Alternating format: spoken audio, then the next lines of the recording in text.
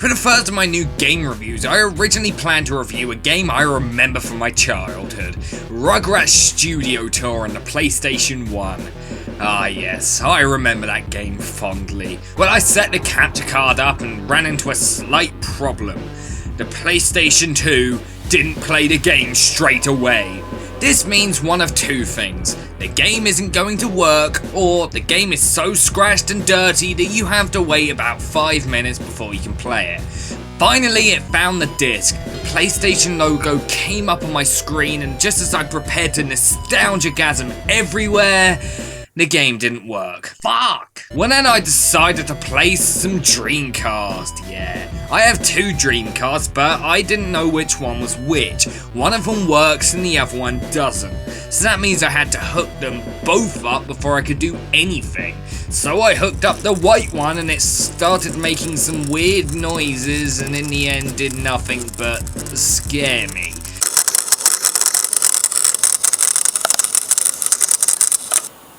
So I hooked up the yellowed one, and again, nothing happened. Goddamn Sega ruining everything. The problem was with my capture card, not the consoles, although one of them definitely doesn't work. So now I have to build the entire review from the ground up, but at least I set down the building blocks for what would essentially become the format of this show. Wait a second. Build? Blocks?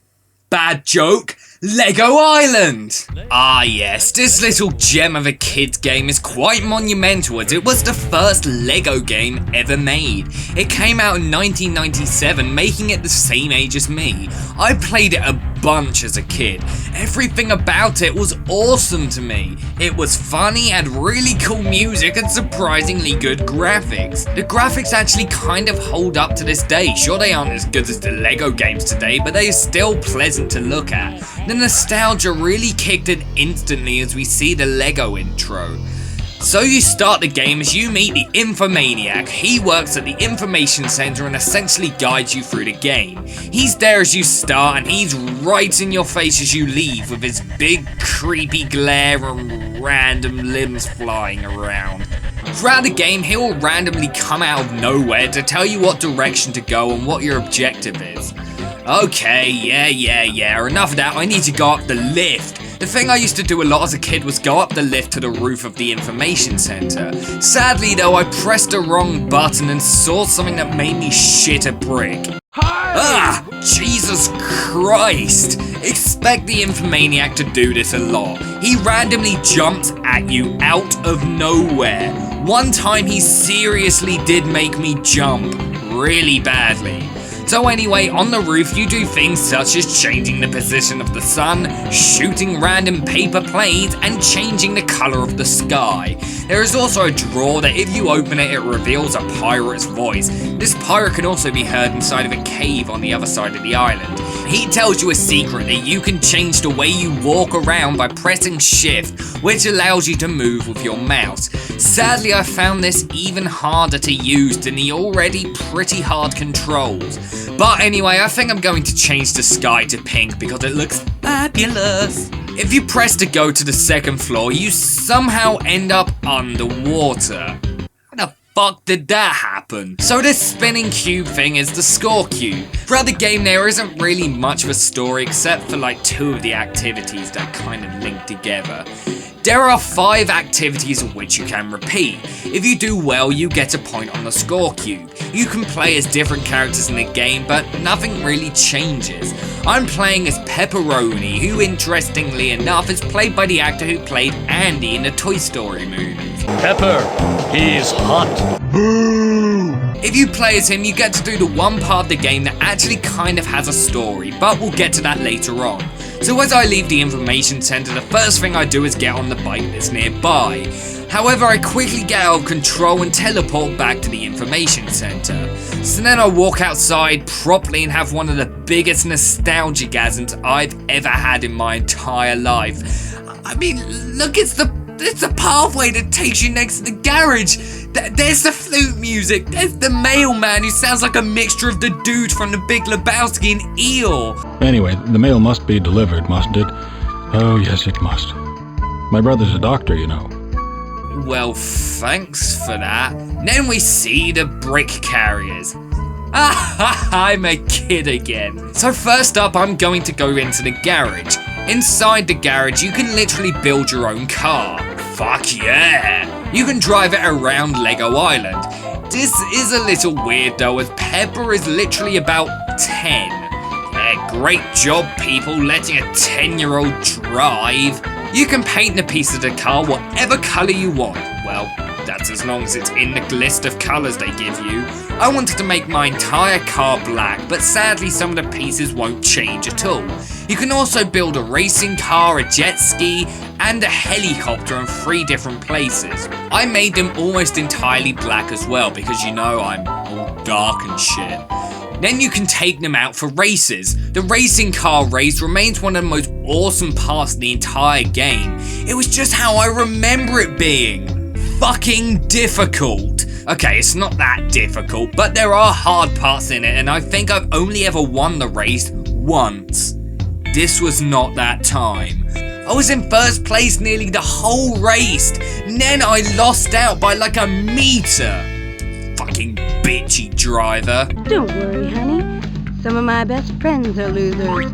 Yeah, well, you stink. Yeah. The race is actually surprisingly fun. The music in it is actually really well made as well. In fact, that's one of the best parts about the entire game. The music. The music really fits the tone of the game, and when I play the game, the music is usually where the nostalgia really hits me. After I finished the race, the Infomaniac gave me a blue brick because I came in second. If you win the race, you are given a red brick, and if you come in third place, well, I guess you are just a failure. There is also a jet ski race that you can do, but in my opinion, it's one of the worst things in the game. Building the jet ski is like building all the other vehicles. There's also something I forgot to mention earlier. The guy who is there when you build stuff. His name is Bill Ding. That's funny. He's the weirdest person in the game. He starts off a normal guy until he puts on his hat. When he puts on his hat, he literally transforms into either Bill or Ted. He has the surfer voice, is called Bill, and constantly says words such as excellent and bodacious. The race is terrible because the controls that aren't very good just make you fly out of control. In fact, I noticed all the vehicles in the game are extremely fast except for the skateboard, which, although it's kind of fast, is not much faster than just walking. I literally got from one side of the island to the other inside of an ambulance in about 20 seconds. Throughout the race, there is a weird Lego woman who looks like she's having a seizure in the water. I thought this was just a glitch in my version of the game, but tons of other people online have had the exact same thing happen. I actually ended up winning the jet ski race and earned my red brick. Next, let's talk about the jobs you can do on the island. There are only actually 2 that isn't linked, as the other 2 are linked together. One of them is probably the worst part of the game because nothing really happens. It's where you go to the garage and go pick up someone who's crashed their car inside of the racetrack. Yeah, it's not fun. And it has no purpose, and yeah, it's definitely the worst part of the game. But the other one is where you help out the paramedics by driving their ambulance. Yep. That's a great idea, letting a 10-year-old drive an ambulance.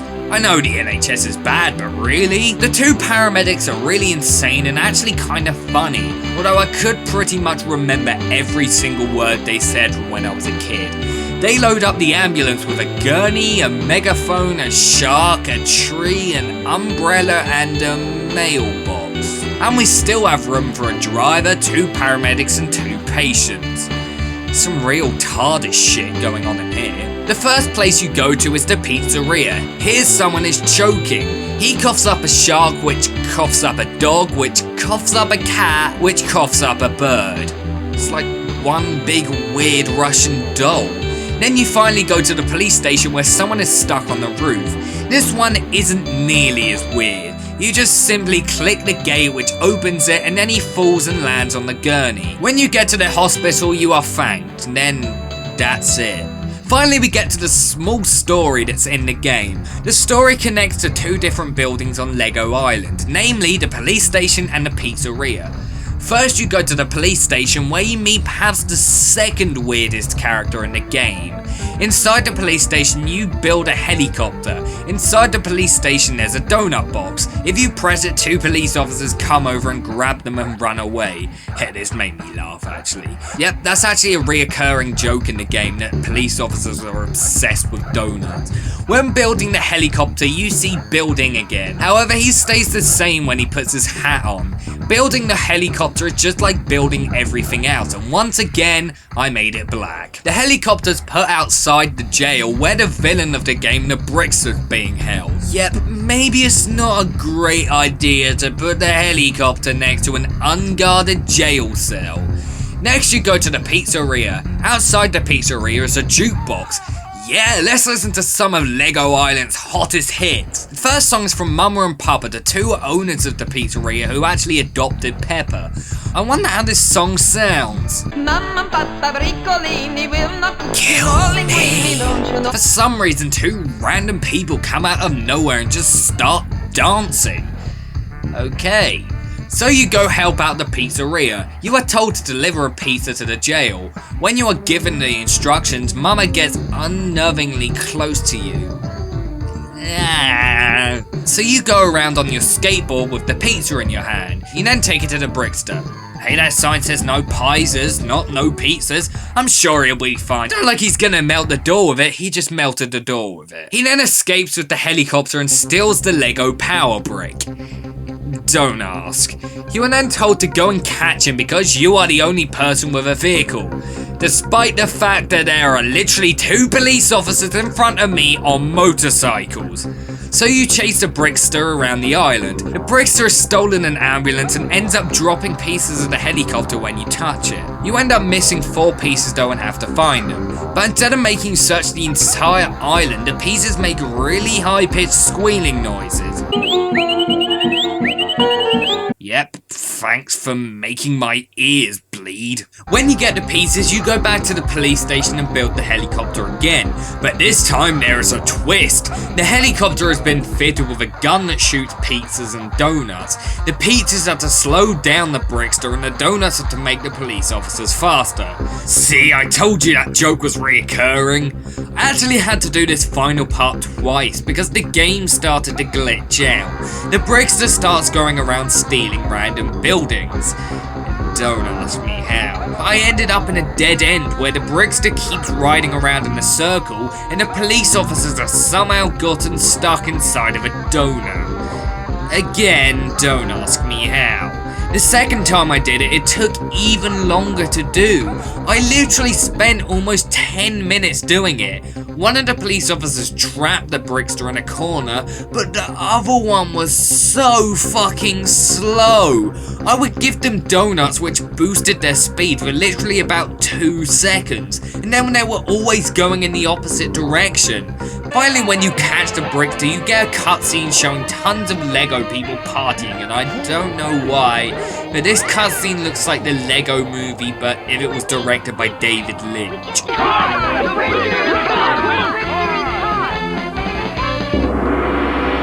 After doing this, you can still go around and do other stuff. In fact, I literally completed this part of the game halfway through my playthrough. So, Lego Island, does it hold up? Surprisingly, yes. The graphics aren't amazing, but for its time, it's still really impressive. The music remains awesome. Okay, mostly awesome. The jokes are surprisingly funny and weren't at all as bad as I was expecting them to be. Playing it again sparked tons of nostalgia for me and it really made the experience of playing the game again worthwhile. Sure, I don't think it's a fantastic game, and if you didn't grow up playing it, you probably won't appreciate it as much as those who did would. But still, Lego Island is a fun little kids game. If you see it cheap and want a silly little time waster, I'd give it a play, but don't expect someone anywhere near as good as the newer Lego games. Hi guys, thanks for watching my first ever game review. This is essentially a preview of my gaming channel, which I've had for a couple of years, but I'm now changing it completely, deleted the majority of the videos, and I'm now going to be dedicating it to doing game reviews. I plan to do a lot more similar to this, sort of comedic ones, as well as more serious editorial style reviews. So, yep, there'll be a link for that on the page, as well as a link to my last episode of Hollywood Beatdown, because Hollywood Beatdown will be returning soon, and a link to the last channel changer, because that's also returning soon. The last Lost Boys review will be out in the next few days. I'm sorry about that, I've just been kind of a mixture of being lazy and I wanted to take a break, but yeah, there's the links for the channels. So thanks for watching, guys, and please go subscribe to my gaming channel, GizmoChTheGamer, and I hope you enjoy the future content that I put on that channel.